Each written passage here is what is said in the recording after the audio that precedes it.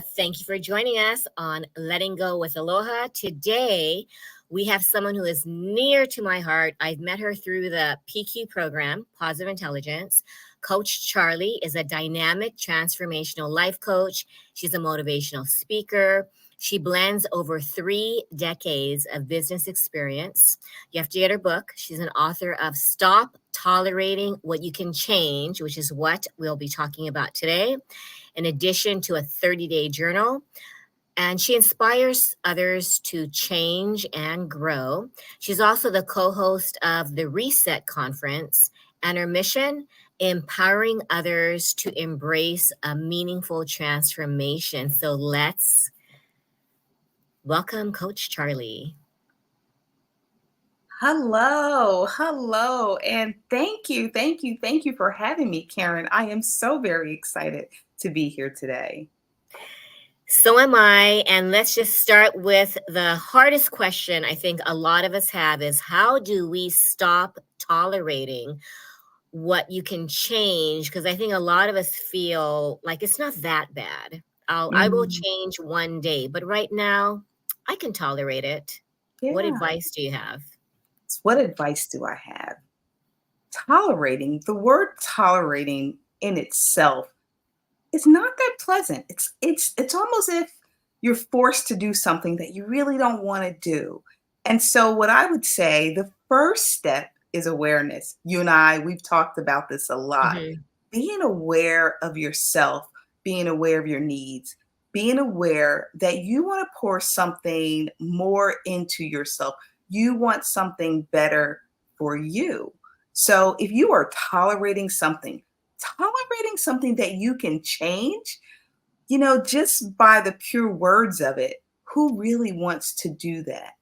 If you can take one step to do something better for you, wouldn't you want to do that? So maybe you can't lose 50 pounds by tomorrow, but maybe you can just start walking in your living room when you're watching TV.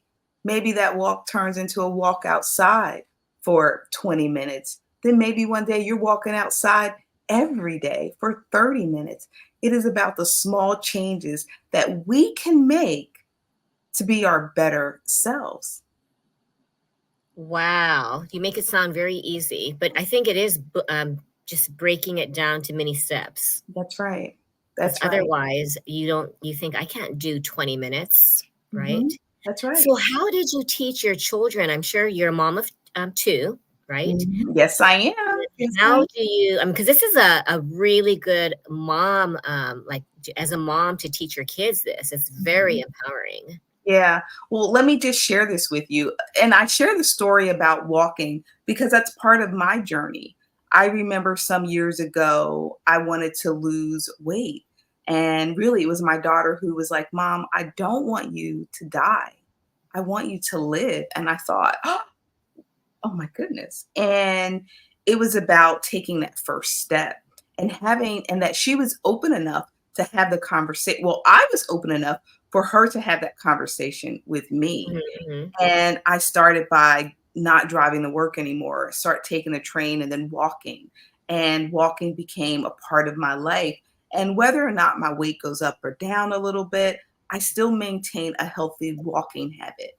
And so, as it relates to my children, out of this walking, we have lots of conversations about life, about the questions they have, about learning how to free themselves from challenges and struggles, making the best decision in the here and now. Like, you may not be able to totally resolve a problem, but you can find some freedom in addressing what maybe that challenge might be or that struggle might be. We talk a lot about freeing yourself. It's so important to say, and I think you and I were talking earlier about making a decision to find out what you're feeling, what's going on in your body. And I talk to my children about that.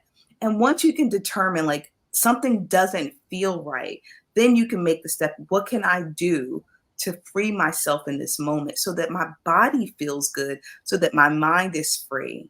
And that's where I started with my children when they were very, very young, having conversations with them. It was so important for me to have open dialogue with my children, no matter what it was. I had to sit and listen so that I can help them, so I could teach them how to Mhm. slowly free themselves, how to navigate in this world where I'm not always going to be with them.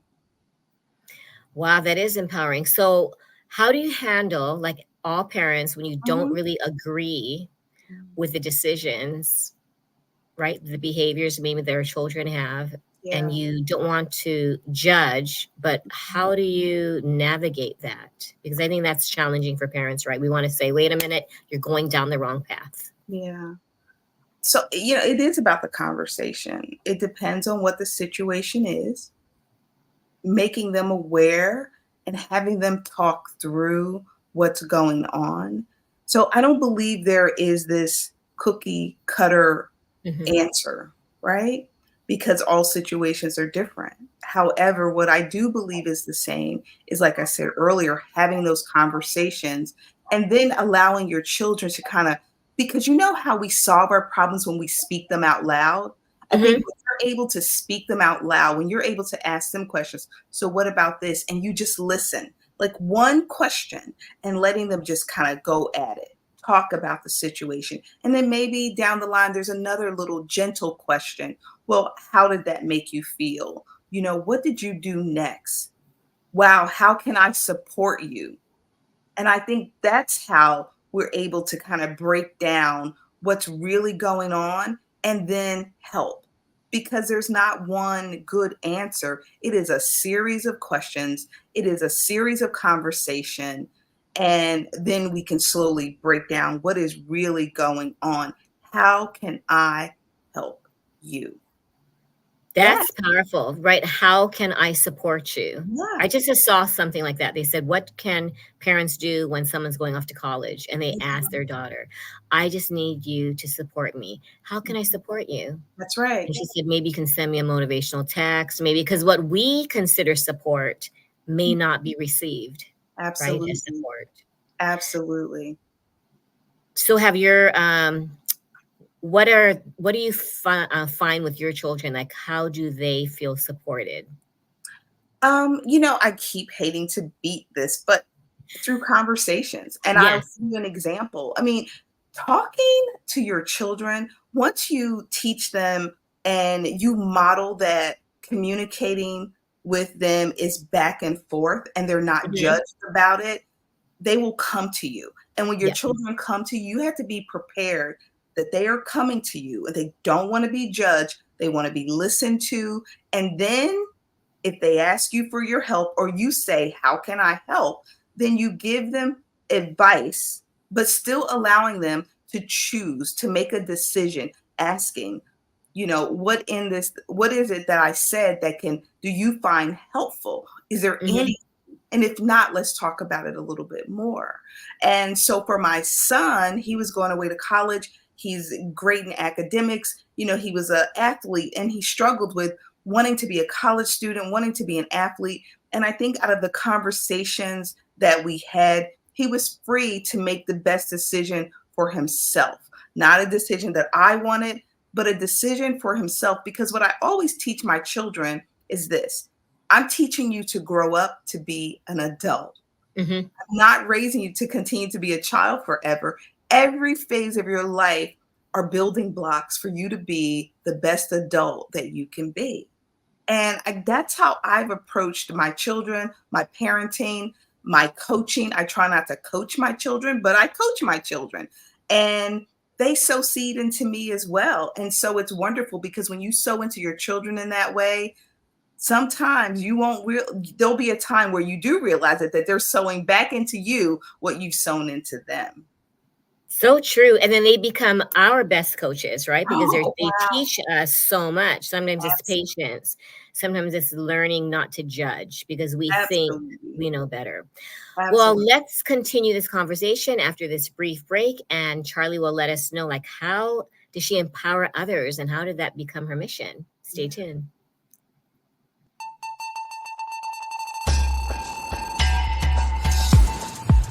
Mafe Management is a company dedicated to empowering individuals and businesses in PR and marketing, social media management, online show and podcast production, business consulting, graphic design, photography and videography, workshops and classes, events management, personality development, logo creation, illustrations, and animation. In working together to turn their dreams into reality. Get one step closer to elevating yourself and your business by contacting hello@mafemanagement.com. Let us empower you.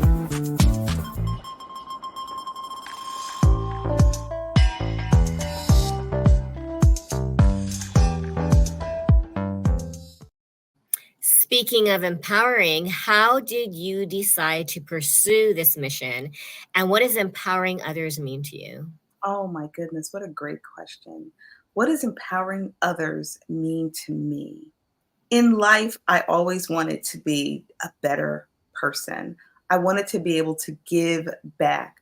I wanted to see others succeed in their goals, whether it's financial goals, personal goals, relationship goals. And that's how it became my passion, my mission. I remember when I first started my business, the name of my official business is Kaizen Consulting. And Kaizen means continuous development. It's a model that businesses use. And I thought, how profound and provocative, continuous development. And that's what I've always wanted. I had a temporary agency many, many years ago because I wanted to impact the lives of others in the best way possible. And where do we struggle? In our finances, in our income that we bring into our families, because we want to raise our children and we want to have successful relationships. But a lot of times money gets in the way because we're just not able to secure employment that will provide for ourselves. So I started with that, and it's grown into this motivational speaking and coaching. One of the things that I found when I started working as a coach was finding a way. Most people are always trying to find a way in something or out of something. But in order to when you find that way, you've got to learn to navigate. And we deal with survival patterns all the time that keep us stuck. So stop tolerating what you can change. I don't know. It was the catalyst for me for breaking down survival patterns. And this is where here we are. Stop tolerating what you can change. Wow. What about the journal? You have a 30-day journal as well? Absolutely. The Stop Tolerating What You Can Change journal. I love it. It is just a place where you can hold yourself accountable. What are your goals? What do you want to stop tolerating? And you can document that. And there's some passages. My Find a Way is in the journal. I love it. And also coming up very soon is my next book. It's going to be entitled Amazing You, Amazing Me, Conversations with Charley. And there are just a few fine folks in the book that we talk about ways, community, yoga, balancing yourself, health and wellness, and what that means, and how do you build upon that in your life to help you stop tolerating anything that you might be going through. You know, I just want to touch on something that you were mentioning when you wake up overwhelmed and you went through self-reflective questions and can you share that? Absolutely. So we were talking earlier and I just felt completely overwhelmed. Like many of us, there's so much going on. We have our relationships with our significant others, our children, our businesses, our work, maybe school. And so for me today, I felt like I had a million things going on at once, but they were all kind of in my mind. And yes, there's always something to do, but I started to feel my body just not feel like myself, happy, go lucky, energetic. I felt tired. And it was important for me to say, wait a minute, this doesn't feel right. I need to relax. I need to allow myself to take a moment, sit down and relax, and that it's okay. And I think it's important that we say it's okay to sit. It's okay not to be a busybody, and not in a negative way, but just not continue to move forward when your body's telling you no. Paying attention to your body is so very important as it relates to our mental health and our physical health. Listen to your body. And I felt so much better today. I come to you relaxed, ready to share. I feel great. Isn't it amazing? It is awareness. And then, like you said, just listen to your body. Because why are we taught? We're taught to tolerate it. You know what? You don't feel well, just jump in and do what you're supposed to do. Yep. Put your big girl, big boy pants on. And yes. Yes. Yeah. And you know what? That's not okay. That's not okay. And it's not what we want to teach our children. We want to teach our children that if you need a moment, you need to be able to say, I need a moment. Give me a moment. And you don't have to internalize it and not speak about it. You just need to say, I need a moment, and then take that moment and then continue in your best self, because you're going to provide, you're going to give to the world, you're going to give to yourself in a much better way. Yeah. Any thoughts on how to deal with self-judgment, which is what we learned, in the PQ program, because we judge ourselves so much, and it's in our head, like even the overwhelm you were talking about. Yeah. So when we hesitate in saying, I just need a moment, what should we tell, our minds that are saying, no, you don't have time, you're going to be judged. I'm going to tell you that you're not, being professional. Well, I'll tell you what I tell myself. And this is what I say to anyone I'm coaching or even when I'm speaking. Have that conversation with yourself. If I can't coach me out of something, how can I help anyone else? My children, my family, how can I help anyone else? So my conversations looks like this. Charlie, stop it. Like, stop it. When that mind starts to go, like just all making up stories, is it rational? Is it irrational? What are you doing? Stop it. That's me. Stop it. And then I can recalibrate, and take a moment and then feel okay about it. Absolutely. Yeah. Just, have a trigger word for yourself. Stop it. Just stop. Just stop. I think one of my 8-year-olds said that because he was starting to cry, and he said, wait a minute, Miss Karen, because we always say, right? I mean, you need to talk yourself out of that panic and into, like you said, it's okay. It's okay. But I think our kids were, sometimes you're not taught, because we're taught about perseverance and you just got to do what you got to do, which is why sometimes they go to school when they're sick, because maybe mom and dad can't stay home. Right. So how do we navigate just that whole, oh my gosh, I need to, right?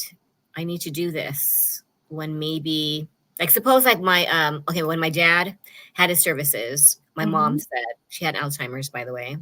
Oh no, I can't go. My back is sore. I can't go. And I remember that was triggering. Right. Skip, celebration of life. But in the moment, what would you have said?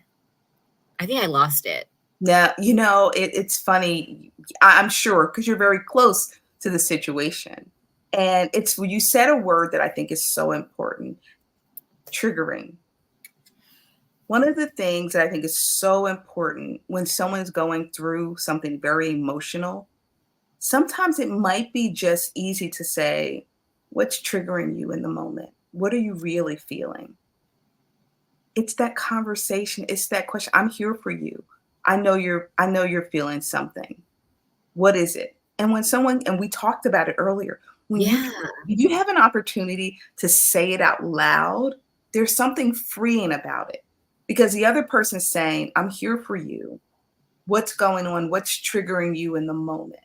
What are you feeling? And then maybe I can help you move past it, because then there's an acknowledgement that something's going on and you want to be there for them.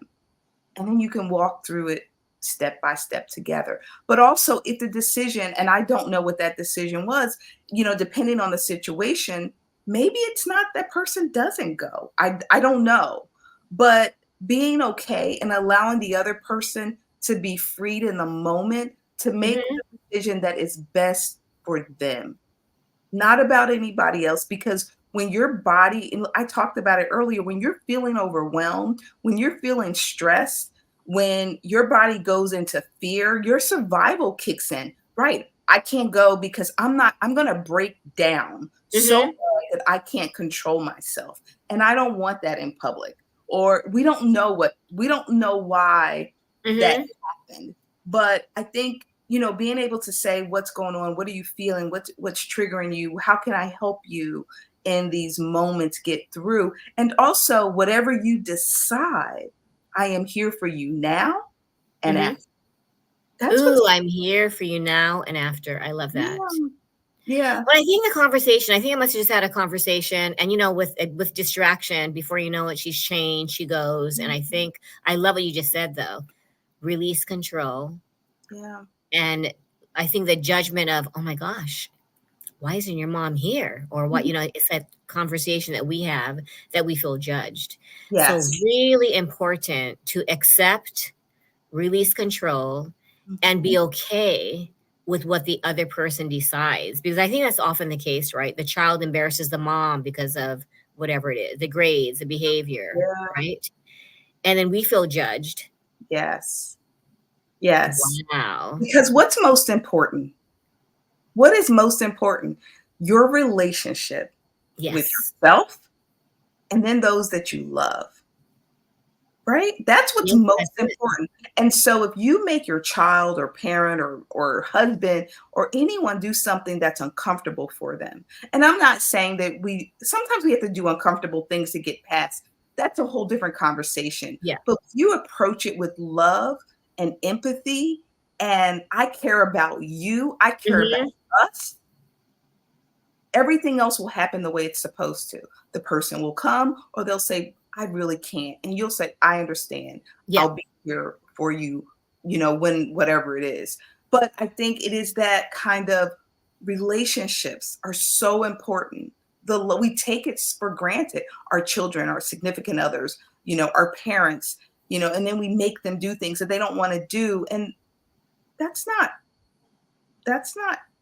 empathy.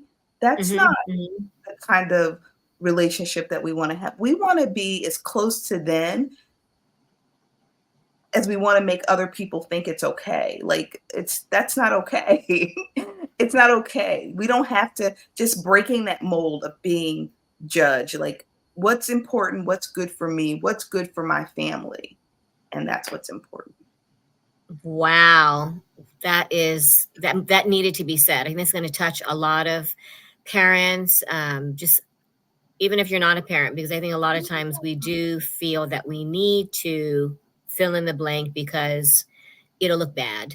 It'll look We bad. won't be seen. We'll lose respect. Yeah. Whatever it is. So how can people find you, Charley? Oh, wow. Well, my social media handle, I guess, is Charley_speaks on most social media. And my website is coachingwithcharley.com. That's my website, coachingwithcharley. Oh, it just says that right across. Oh, yeah, great. Okay. Well, Yeah. thank you so much. This was very enlightening. It was fun. I Yeah. know Charley cannot see me for some reason, but I we decided to know. pretend it was a radio interview. We Yes. made it work. Yes. Thank you so Wonderful. much. Thank And you. get in touch with Charley if you are wanting to learn how to stop tolerating what you can change, because it is life-changing, right? Once is we like find the tools. Absolutely. Better relationships. Who doesn't want a better relationship with themselves and others? I think all of us want that. Yeah, That's right. That's our ultimate goal. Thank you Yeah. so much, Charley. Take care and we'll keep in touch. Bye-bye. Okay, bye.